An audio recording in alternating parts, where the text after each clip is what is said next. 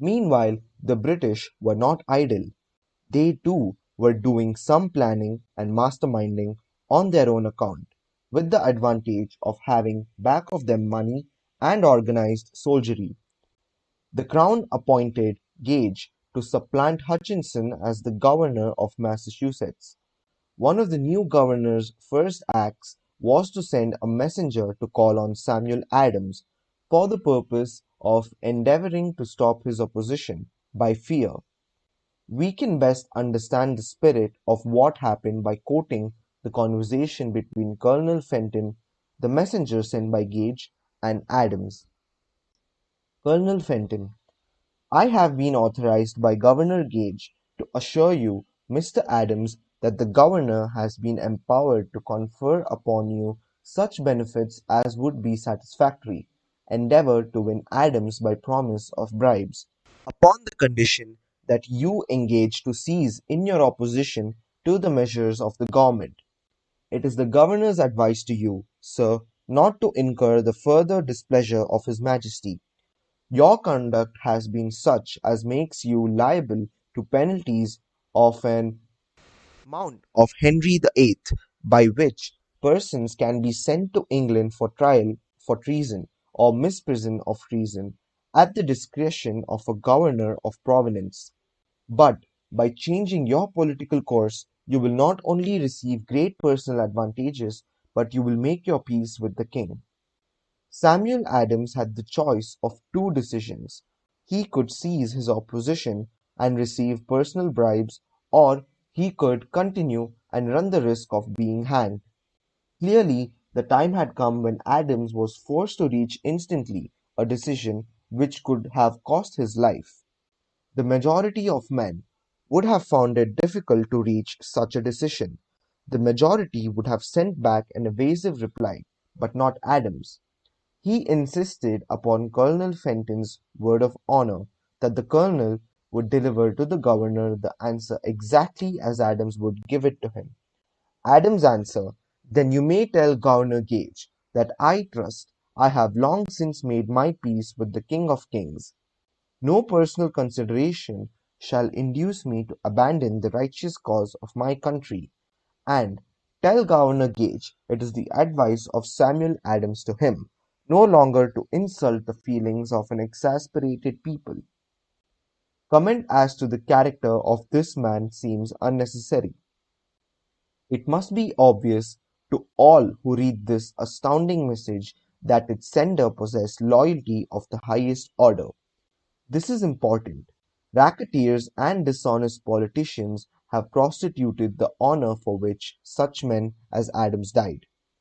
When Governor Gage received Adams' caustic reply, he flew into a rage and issued a proclamation which read: I do hereby, in His Majesty's name, offer and promise His most gracious pardon to all persons who shall forthwith lay down their arms and return to the duties of peaceable subjects, excepting only from the benefit of such pardon Samuel Adams and John Hancock, whose offences are of too flagitious a nature to admit of any other consideration but that of condign punishment.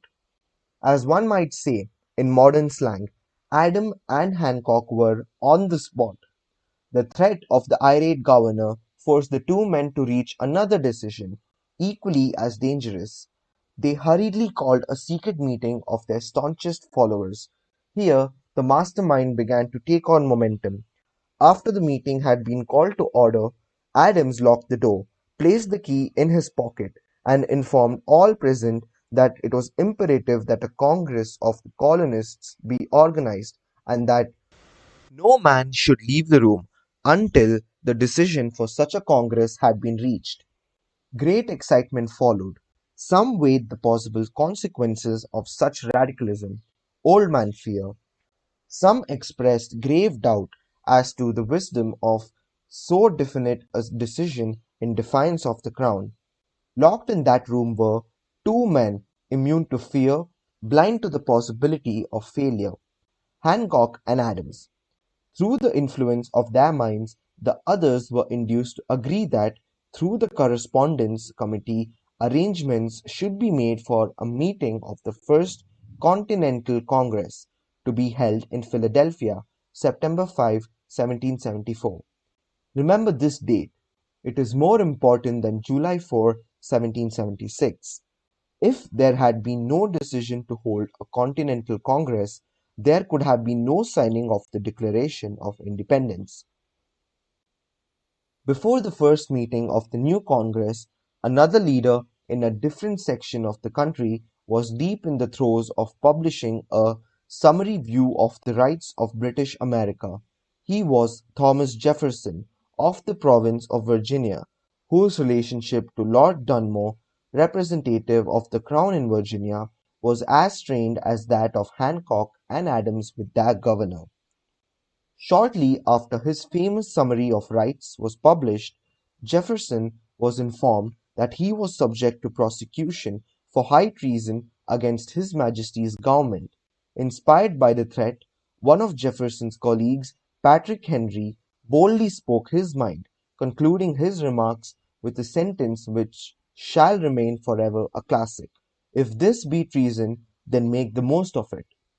It was such men as these who, without power, without authority, without military strength, without money, sat in solemn consideration of the destiny of the colonies, beginning at the opening of the First Continental Congress and continuing at intervals for 2 years, until on June 7, 1776, Richard Henry Lee arose, addressed the chair, and to the startled assembly made this motion: "Gentlemen, I make the motion that these united colonies are, and of right ought to be free and independent states; that they be absolved from all allegiance to the British Crown; and that all political connection between them and the state of Great Britain is and ought to be totally dissolved."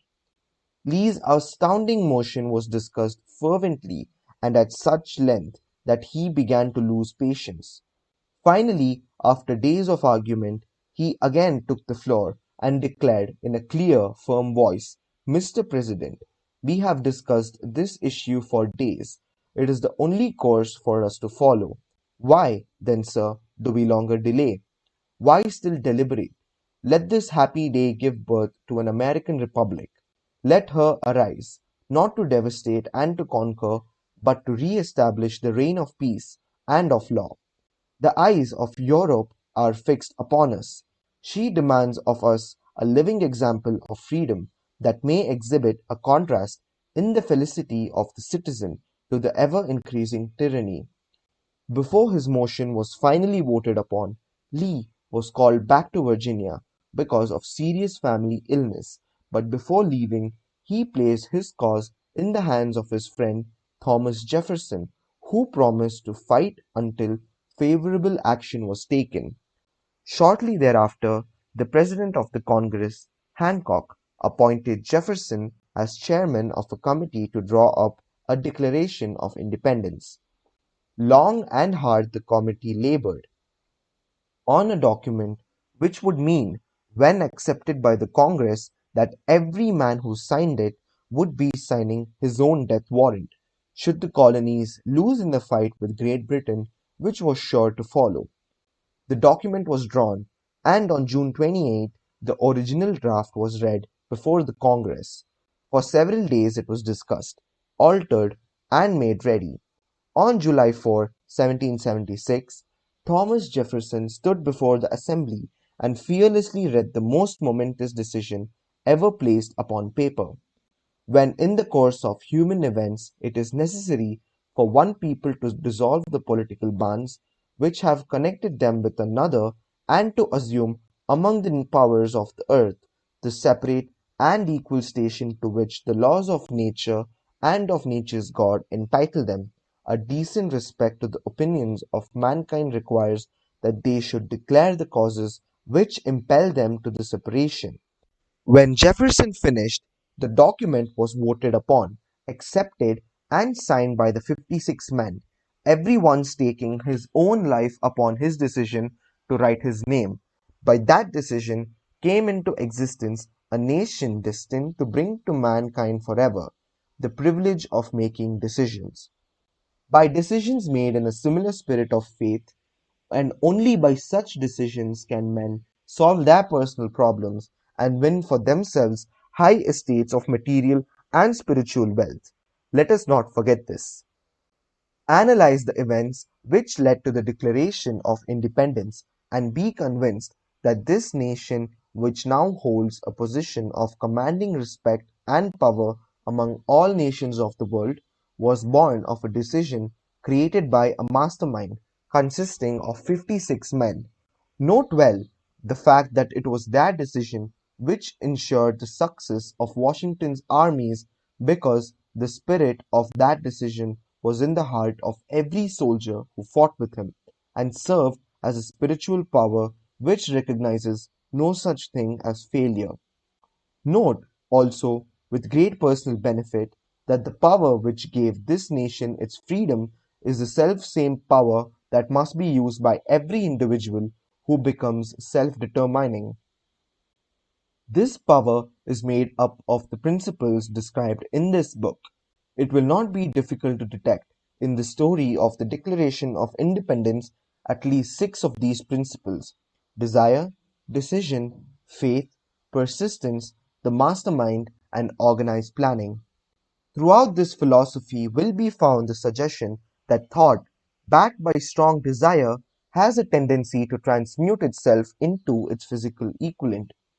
Before passing on, I wish to leave with you the suggestion that one may find in this story, and in the story of the organization of the United States Steel Corporation, a perfect description of the method by which thought makes this astounding transformation.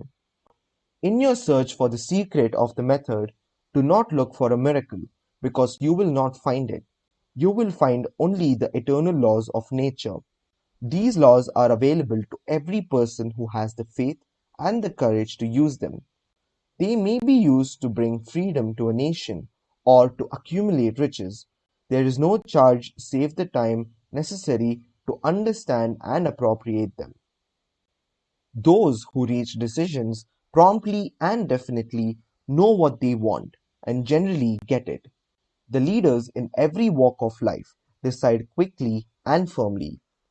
That is the major reason why they are leaders.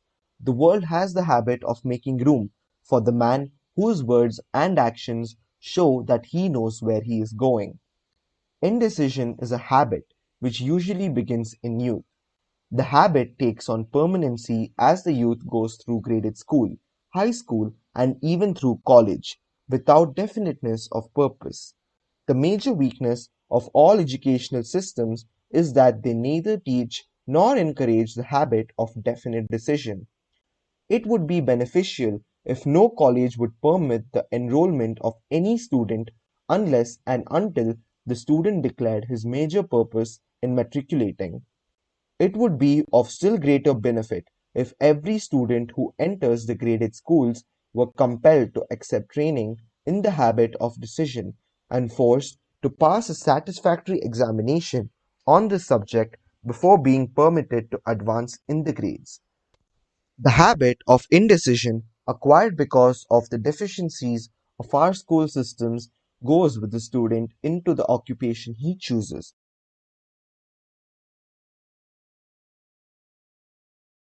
If, in fact, he chooses his occupation. Generally, the youth just out of school seeks any job that can be found. He takes the first place he finds because he has fallen into the habit of indecision. 98 out of every 100 people working for wages today are in the positions they hold because they lack the definiteness of decision to plan a definite position and the knowledge of how to choose an employer. Definiteness of decision always requires courage, sometimes very great courage.